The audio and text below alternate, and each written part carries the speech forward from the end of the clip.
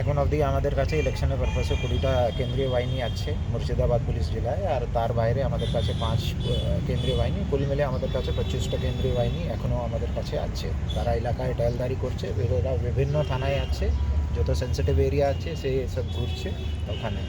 এখন অবধি আমাদের কোনো ওই রকম ধারণা, কোনো কমপ্লেনটা আমরা পাইনি, এলাকায় শান্তি আছে। এখনো পর্যন্ত কি কোনো সেন্সিটিভ বুথ কত, স্পর্শ কত বুথ কত, এগুলো ওদেরকে একদম সিএপিএফ এর ওদের ফোর্স কোঅর্ডিনেটরও এখানে আছে, ওদের সাথে আলোচনা করে আমাদের অবজারভার সাহেবরাও এখানে চলে এসছে।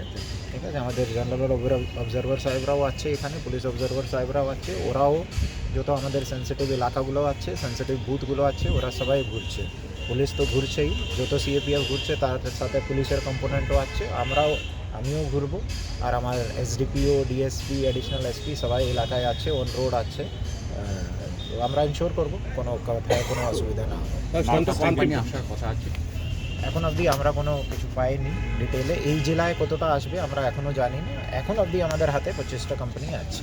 শান্তিপূর্ণ ভোট করতে সমস্ত রকম ব্যবস্থা নেওয়া হবে। ঠিক আছে, আপনাদের মাধ্যমেও আমি জানাতে চাই, কারো কোনো অসুবিধা থাকলে পুলিশ 24 ঘন্টা আপনাদের জন্য অ্যাভেলেবেল আছে। এসপি থেকে শুরু করে হোমগার্ড পর্যন্ত, আপনার যার কাছে অ্যাক্সেস আছে, যাকে কাছে পান, আপনারা সিএপিএফকেও জানাতে পারেন, আমাদেরকেও জানাতে পারেন। কোনো অসুবিধা কোথায় হলে আমরা সবসময় অ্যাভেলেবেল আছি।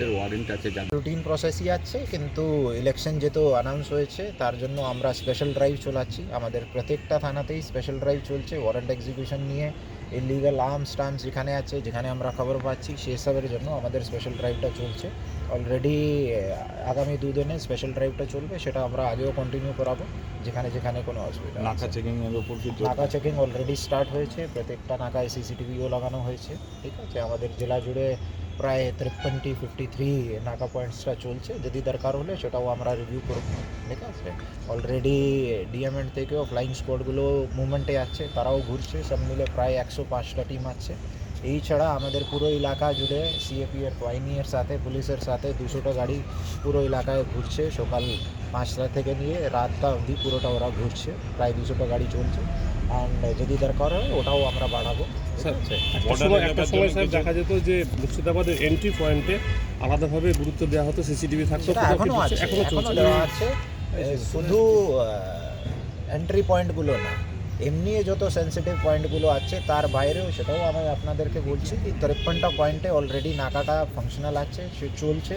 তার বাইরে মোবাইল টিমগুলো ঘুরছে, মানে যেখানে ডিএম অফিস থেকে আর আমাদের এন্ড থেকে জয়েন্ট আছে। তার বাইরে যে পুলিশে আলাদা 200টা গাড়ি আবার ঘুরছে।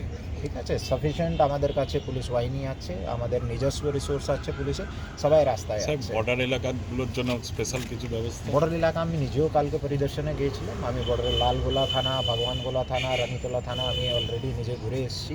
ওই দিকেও আমাদের ধ্যান আছে।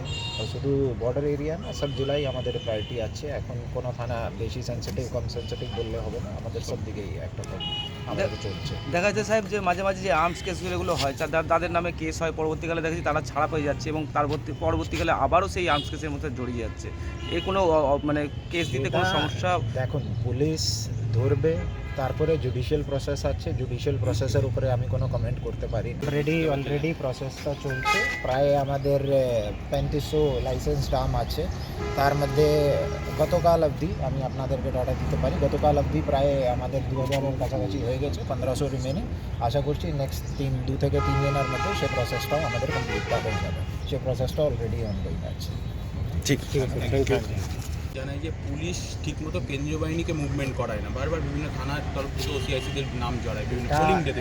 এটা নিয়ে আমি বলবো কোনো অভিযোগে কোথাও কোনো কারণ নেই, কেন কি যে আমরা সিএপিএফ বাহিনীকে ঘোরাচ্ছি, সিআরপিএফের যিনি ফোর্স কোঅর্ডিনেটর আছেন ওনার সাথে আলোচনা করেই ওনাকেও, যেখানে সিএপিএফ ঘুরছে ওনাকেও একটা কপি দেওয়া হচ্ছে। পুলিশ অবজারভার সাহেবরা যারা আসছেন তারাও জানে কোথায় এলাকায় বাহিনী ঘুরছে, তো সেটা অভিযোগে কোনো জায়গা নেই। ওরাও যদি ইনপুট কোনো থাকে কিছু চেঞ্জ করাতে হয়, ওরা পুলিশ অবজারভার, আমরা সিএপিএফ সবাই অন দি সেম পেজ আছি।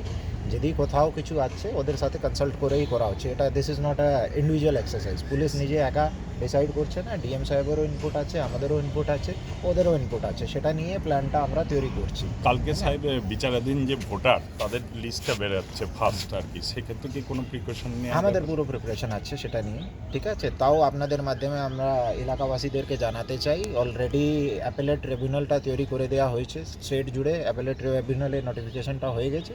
সেই নোটিফিকেশনটা আপনাদের কাছেও রিকোয়েস্ট থাকলো আপনার এলাকার মানুষের জন্য ওটা প্রচারটা করবেন কি যে এটা জুডিশিয়াল প্রসেস আছে, এডুকেশন, এর মধ্যে প্রশাসনের কোনো ডাইরেক্ট রোল নেই। যারা এডুকেশন প্রসেসে যুক্ত আছে তারাও জুডিশিয়াল অফিসার, তারপরে যাদের নাম বাদ যাবে বা যাদের নাম থাকবে সেটাও আপিল করতে পারে, তারাও জুডিশিয়াল অফিসার আছে, সেটাও ট্রাইব্যুনাল অলরেডি হয়ে গেছে। আপনাদের মাধ্যমে আমি বলবো কি এলাকায় পুরোটা প্রচার করুন, যে লিগ্যাল প্রসেসটা আছে এলাকা মানুষকে আপনাদের মাধ্যমে আমি বলতে চাই কি অলরেডি সেট জুডিশিয়াল প্রসেসটা নোটিফিকেশন হয়ে গেছে।